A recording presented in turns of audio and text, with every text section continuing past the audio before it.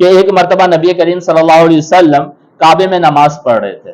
آپ یہ دیکھیں کفار کس طرح کی تکلیفیں دیا کرتے تھے مسلمانوں کو، خاص کر نبی کریم صلی اللہ علیہ وسلم کو اور اہل بیت کرام کو، کہ نبی کریم صلی اللہ علیہ وسلم کعبے میں نماز پڑھ رہے تھے. عین حالت نماز میں ابو جہل نے کہا کوئی ہے جو فلاں قبیلے کے ذبح کیے ہوئے اونٹ کا گوبر، خون اور بچہ دانی لا کر ان کے کندھے پہ رکھ دے. کوئی ہے جو فلاں قبیلے میں اونٹ ذبح کیا گیا ہے، اس قبیلے میں جائے، وہاں سے گوبر لے کر آئے اور اس کے بعد خون لے کر آئے اور بچہ دانی یعنی پیٹی لے کر آئے اور سجدے کی حالت میں ان کے کندھوں پر رکھ دے. چنانچہ وہ غلیظ چیزیں لا کر نبی کریم صلی اللہ علیہ وسلم کے مبارک کندھے پہ رکھ دی گئی اور نبی صلی اللہ علیہ وسلم حالت نماز میں تھے. آپ سوچئے کہ بکری کی پیٹی ہم سے نہیں اٹھائی جاتی، بکری کی پیٹی ہم سے نہیں اٹھائی جاتی، ہم بورے وغیرہ میں ڈال کے اٹھواتے ہیں دو لوگ مل کے، اور نبی صلی اللہ علیہ وسلم کے کندھے مبارک پہ اونٹ کی اوجھڑی رکھ دی گئی تھی، اونٹ کی پیٹی رکھی گئی تھی، خون بھی گوبر بھی سب کچھ، یہ غلیظ چیزیں نبی کریم صلی اللہ علیہ وسلم کی مبارک پیٹھ پہ رکھی گئی. اور صرف اتنا ہی نہیں بلکہ جب رکھ دی گئی یہ چیزیں تو سارے کفار یہ دیکھ کر خوب خوش ہوئے، ہنسنے لگے، تالیاں بجانے لگے، اور اتنا ہنس رہے تھے کہ ہنسی کے مارے ایک دوسرے پر گرنے لگے. اور اس چیز کی خبر جب سیدہ فاطمہ الزہرا رضی اللہ تعالی عنہا کو ہوئی تو سیدہ فاطمہ الزہرا رضی اللہ تعالی عنہا فوراً تیزی کے ساتھ نبی کریم صلی اللہ علیہ وسلم کے پاس حاضر ہوتی ہیں اور کافروں کو خوب برا بھلا کہتی ہیں، جو کچھ دل میں آتا ہے زبان پہ آتا ہے اسے سناتی ہے، اور نبی صلی اللہ علیہ وسلم کے مبارک کندھے سے یہ چیزیں دور فرما دیتی ہے. اور نبی صلی اللہ علیہ وسلم اس کے بوجھ کی وجہ سے دیر تک حالت سجدے میں تھے. آپ کو ایک بات بتاؤں کہ کبھی کبھی ہاتھ آپ اگر سیدھا رکھیں گے نا زیادہ اثر نہیں ہوگا، لیکن ایک پینسل لے کے 5 منٹ رکھے نا تو 3 منٹ کے بعد ہاتھ خود بخود جھک جاتا ہے. 2 سیکنڈ کے لیے آپ ایک اینٹ پکڑ کے اٹھا سکتے ہیں، لیکن 10 منٹ کے لیے ہم اور آپ نہیں اٹھا سکتے. سجدہ ہم جب کرتے ہیں تو 10 منٹ اگر امام سجدے میں رہ جائے نا تو ہماری حالت خراب ہو جائے گی، کتنے تو گر پڑیں گے بھائی. لیکن نبی صلی اللہ علیہ وسلم کے جسم مبارک پہ کیا ہے، اتنا بوجھ ہے، اس کے باوجود نبی صلی اللہ علیہ وسلم سجدے میں ہیں اور اس بوجھ کی وجہ سے اٹھے بھی نہیں تھے. اور جب سیدہ فاطمہ الزہرا رضی اللہ تعالی عنہا ان غلیظ چیزوں کو دور کر دی اور کافروں کو خوب بددعا بھی دی تھی، اور اس واقعے کی وجہ سے نبی صلی اللہ علیہ وسلم کے قلب مبارک کو بہت صدمہ پہنچا تھا، بہت تکلیف ہوئی تھی. اتنی تکلیف ہوئی کہ نماز سے فارغ ہوگا، نماز سے نبی کریم صلی اللہ علیہ وسلم جب فارغ ہوئے تو دعا کیا اللہم علیک بالقریش، اے اللہ تو قریش کی گرفت کر، اے اللہ تو قریش کی پکڑ کر. پھر اس کے بعد اس میں شامل کون کون تھا یہ سنیے. ابو جہل، عتبہ بن ربیعہ، شیبہ بن ربیعہ، ولید بن عتبہ، امیہ بن خلف، عقبہ بن ابی معیط یہی لے کر آیا تھا، عقبہ بن ابی معیط یہ لے کر آیا تھا، عمارہ بن ولید. ان کا نام لے کر نبی صلی اللہ علیہ وسلم دعا مانگتے ہیں. پہلے تو یہ کہتے ہیں اللہم علیک بالقریش، اے اللہ تو قریش کی پکڑ فرما. پھر اس کے بعد نبی صلی اللہ علیہ وسلم ان لوگوں کا ابو جہل، عتبہ بن ربیعہ، شیبہ بن ربیعہ، ولید بن عتبہ، امیہ بن خلف، عقبہ بن ابی معیط، عمارہ بن ولید، ان کا نام لے کر دعا مانگتے کہ الہی تو ان لوگوں کی گرفت میں لے لے، تو ان لوگوں کو اپنی پکڑ میں لے لے. حضرت عبداللہ ابن مسعود رضی اللہ تعالیٰ عنہ فرماتے خدا کی قسم میں نے سب کافروں کو جنگ بدر کے دن دیکھا کہ ان کی لاشیں زمین پہ پڑی ہوئی تھی، انہی سب کافروں کو جن کے لیے نبی صلی اللہ علیہ وسلم دعا کیے تھے.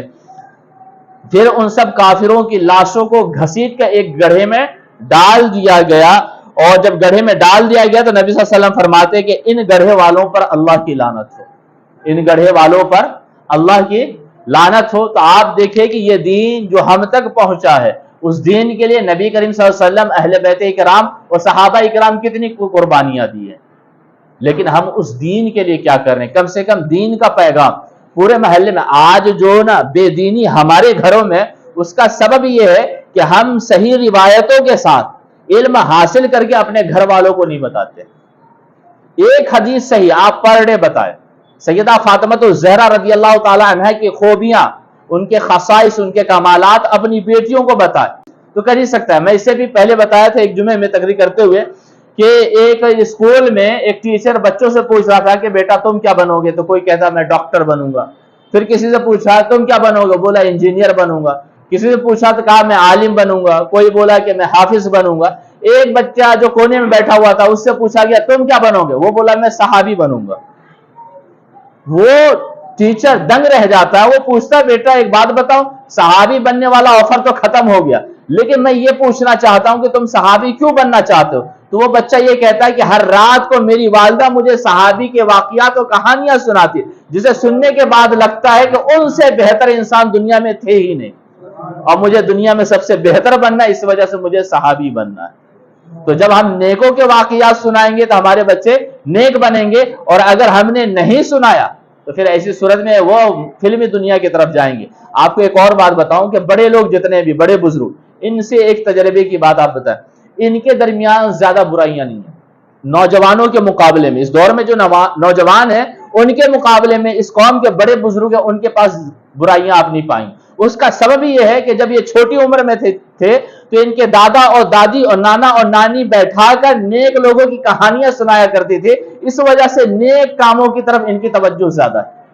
لیکن آج ہمیں کوئی کہانی تو نہیں سناتا, ہاں مووی ضرور دکھاتا ہے, وہی مووی کا اثر ہمارے اوپر آتے رہتا ہے.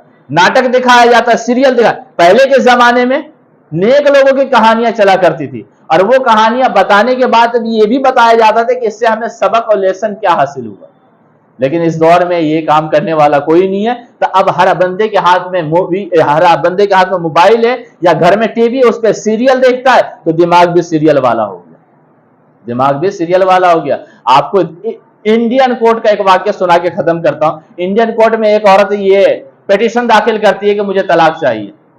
تو آپ جانتے ہیں کہ طلاق کا جب پیٹیشن داخل کیا جائے نا تو اس کے لیے بڑا پروسیسنگ ہے. پھر لڑکا لڑکی دونوں کی فیملی کو بلایا جاتا ہے, پوچھا جاتا ہے کیا پریشانی ہے. اس لیے گورنمنٹ نہیں چاہتی یا کورٹ جج نہیں چاہتا کہ طلاق ہو جائے. تو وہ پوچھتا ہے کہ بھائی تو طلاق کیوں لینا چاہتی ہے, کوئی پریشانی؟ کہ تیری ساس تو سے لڑتی. کہا نہیں ساس تو بڑی اچھی ہے, میری ماں سے بہتر میری ساس ہے. کیا ننند؟ کہہ رہے ننند تو میری سگی بہنوں سے زیادہ مجھے پیار کرتی ہے. کیا سسر؟ کہنا اس سے پیارا انسان اور باپ کی شکل میں تو کوئی ہو ہی نہیں سکتا. کبھی تیرا پتی؟ کا نہیں وہ تو ایسا ہے کہ مجھے کام بھی نہیں کرنے دیتا. کہ مجھے تو رانی بنا کے رکھتے میرے گھر میں. کہ پھر تو طلاق کیوں چاہتی؟ کہ میں طلاق اس لیے چاہتی ہوں کہ میرے گھر سے ٹریننگ ہوئی ہے کہ مجھے ساس سے کیسے لڑنا ہے, ننند سے کیسے لڑنا ہے, سسر کو کیسے جواب دینا ہے, پتی سے کیسے لڑنا ہے, اور اس گھر میں لڑنے کا موقع نہیں مل رہا ہے تو مجھے طلاق چاہیے. تو اس لڑکی کا مائنڈ کیسا بن گیا سیریل دیکھ کے کہ گھر میں لڑیں گے تو ہی مزہ آئے گا. حالانکہ اس کو جب ایسا گھر ملا تو اسے شکر ادا کرنا چاہیے, لیکن وہ طلاق کے لیے کورٹ پہنچ گئی.